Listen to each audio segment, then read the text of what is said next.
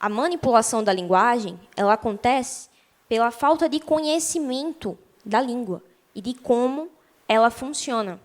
Eu sempre vou falar disso aqui, eu sempre vou morrer defendendo a língua pátria, eu vou morrer defendendo a língua materna, porque é por meio dela que nós conseguimos nos expressar verdadeiramente.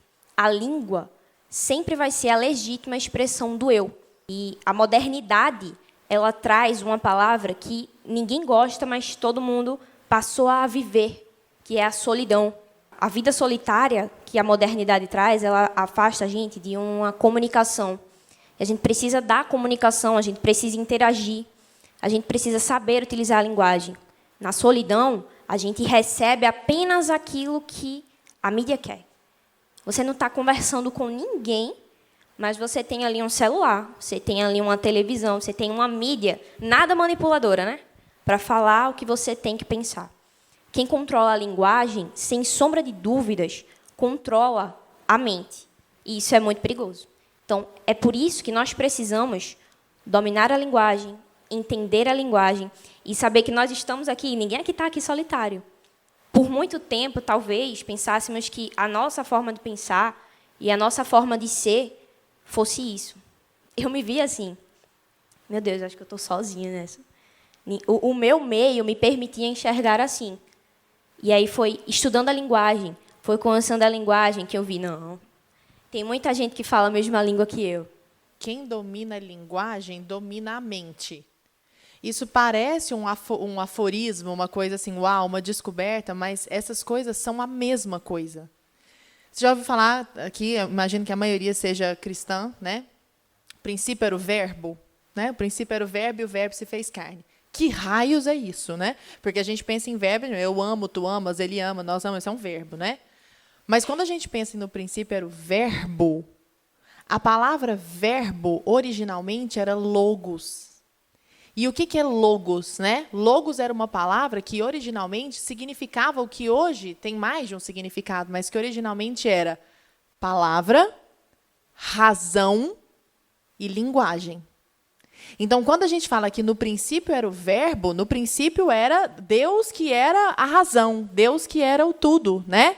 E aí do verbo se fez carne, então veio o ser humano que é racional, né? Que é o ser humano. Então, a racionalidade é filosoficamente, semanticamente, se a gente for analisar a origem da palavra, indissociável da linguagem. Como nós somos privilegiados você está ali pensando diferente, você está olhando em volta e falando, gente, mas não é isso. Não é possível que o empoderamento e o feminismo e aquele discurso, que são as mesmas palavras, o cancelamento, e sabe, aquelas mesmas palavras, que você pode encher aquelas palavras com o que você quiser, porque ela, na verdade, é vazia, não significa nada. O que é empoderado significa que raios, sabe? O que é isso? Vamos definir as coisas. E aí você consegue olhar para isso e falar, não é isso. Mas você olha para a internet e tem alguém que está falando, não é isso. Aí você acha outra pessoa e fala, não é isso. Você outra pessoa fala, não é isso. E a gente consegue fazer uma congregação que hoje está aqui, inclusive, sabe? Então, eu fico feliz hoje porque nós, uma pessoa, e mostrar para essas pessoas que você não está sozinho, você não está louco de estar no meio de universidade e não ser corroborado, não ser confirmado o tempo inteiro. Sabe? Você não está maluco, eu também estou aqui. É uma distorção. As pessoas manipulam tudo que a gente diz, manipulam toda a palavra. As palavras que a gente utiliza hoje, a gente tem que ter muito cuidado com ela. E também dá margem para o passivo-agressivo, porque ele funciona assim. Você fala, olha, eu não gosto do suco de abacaxi. Eu sempre dou esse exemplo, né? Eu não gosto de suco de abacaxi. Como assim? Mas por que você não gosta de suco de abacaxi? Você é abacaxifóbica? Não, gente, só estou falando que eu não gosto de suco de abacaxi. Talvez eu goste da fruta, talvez eu goste de uma sobremesa. E isso acontece muito no ambiente de trabalho, isso acontece dentro de casa, isso acontece quando a gente começa a produzir conteúdo nas redes sociais, começa a aparecer. E é muito engraçado, porque eu sempre falo isso, se expor significa ser atacado.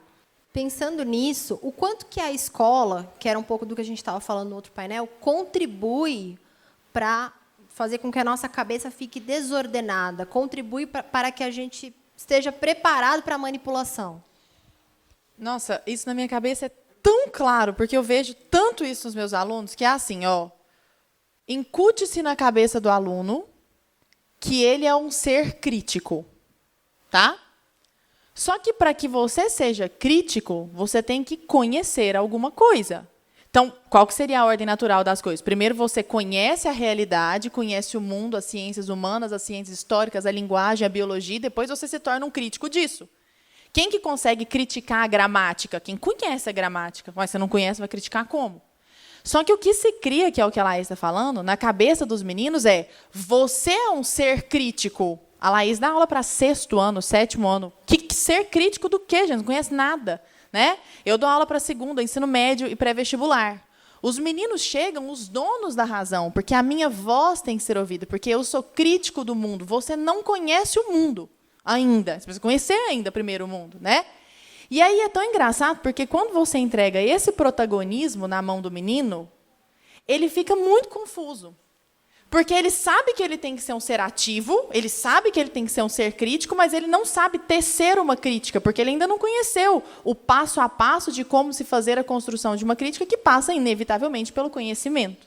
Então, nós estamos vivendo um momento em que a crítica é mais importante que o conhecimento em si. É o inverso da lógica, total. Só que, nesse afã de ser muito empoderado, de ser muito crítico da realidade, como ele não tem nada, alguém vai colocar na cabeça dele. Rapidinho assim, ó, você vai criticar isso aqui. Você vai criticar o patriarcado. Você vai criticar a opressão. Você vai criticar o fascismo. Você vai criticar o racismo. Você vai criticar... E aí vai incutindo na cabeça das pessoas. A ponto tá... Só que aí você precisa de armas para defender esses supostos argumentos. Aí eles te entregam as armas. Por exemplo, a palavra negar, de fazer uma negação, segundo inúmeras pessoas, é uma palavra racista. Negar. Eu estou negando uma coisa, porque vem de negro. Tipo, não vem de negro, isso é mentira. A palavra denegrir é uma palavra racista. Isso não é verdade, etimologicamente. Nem etimologicamente, nem construtivamente, porque ninguém nunca na história da humanidade da língua usou essa palavra nesse sentido. Do nada, alguém começou a falar, você está usando, você é assim. A pessoa fala, oi? Não é verdade. Aí, evidentemente, aí que vem a crítica, né? Isso não significa que não haja racismo. Acho que ninguém aqui falaria, não existe racismo. Mentira. Existem expressões racistas. Por exemplo, negro de alma branca. Isso é racismo. Cabelo ruim, cabelo qualquer coisa. Isso é racismo. Não, mas essa pessoa tem que ter 2 anos para perceber que é. A pessoa com menos, não precisa ser uma pessoa com senso crítico formado na faculdade, porque a intenção ali por trás está muito clara. Então, a intenção é muito perceptível. Só que você começa, aí que a Laís falou, você não está com nada na cabeça e alguém começa a colocar. E aí o sentimento se sobrepõe à racionalidade, porque o sentimento de ser um defensor, o sentimento de ser uma pessoa crítica, é um sentimento maravilhoso. Eu sou um crítico, eu sou uma pessoa inteligente, eu sou uma pessoa... E aí você começa a receber validação por receber aqueles chavões, por repetir aqueles chavões. Né? Então, para de usar a palavra denegrir, porque a palavra denegrir é uma palavra racista. E aí você se sente, sou um defensor das minorias, por exemplo. E a gente se entrega para isso numa mistura de 1984, do ponto de vista da linguagem, com Aldous Huxley, lá, com o Admirável Mundo Novo. Até anotei o lema do Admirável, comunidade, identidade e estabilidade. Comunidade, identidade e estabilidade. Comunidade, identidade, eu sou aceito pela comunidade, aquilo fica estável, porque se está todo mundo gritando contra a mesma coisa, não existe divergência. Então, comunidade, identidade e estabilidade. E assim eu me percebo como um ser identitário. E assim eu consigo me reconhecer na minha identidade, sem que isso faça o menor sentido. Tem uma experiência que foi feita em 1957 por um cara chamado Leon Festinger, que é o experimento da dissonância cognitiva. Que foi um estudo assim, mandaram uma mensagem, alguém trollando, fazendo trollagem, mandou uma mensagem numa cidade lá nos Estados Unidos, falando que o mundo ia acabar na virada do ano. Isso há muito tempo, 1940, alguma coisa. Falando que o mundo ia acabar na virada do ano, que um deus, era um deus de um nome muito esquisito, tipo, vou inventar um deus, tá? Senaga, parecia com isso, Senaga. Que o deus Senaga ia chegar para resgatar todo mundo que estivesse junto naquele momento, fazendo determinadas orações, um negócio assim, delírio. E essa mulher começou a disseminar isso. Olha, essa carta, e outras pessoas também receberam essa carta de trollagem. Às vezes até foi o próprio psicólogo que fez isso, né? Não sabemos. Leon Festinger, que ele chama. E essas pessoas se juntaram na casa. Só que chegou meia-noite e o mundo não acabou. Né? O que essas pessoas fizeram? Oh, gente, viajamos aqui, hein? Nossa Senhora. Nunca! O mundo não acabou porque nós seguramos a barra para vocês. Nós ficamos aqui nessa casa até o fim. Então, Orgulho. as pessoas vão se... Então, se você consegue arrancar da boca de uma pessoa empoderamento, defesa do feminismo, se você arrancou daquilo uma vez, essa pessoa, com medo de ser contraditória, vai estabelecer na cabeça dela uma dissonância cognitiva. O que é a dissonância cognitiva?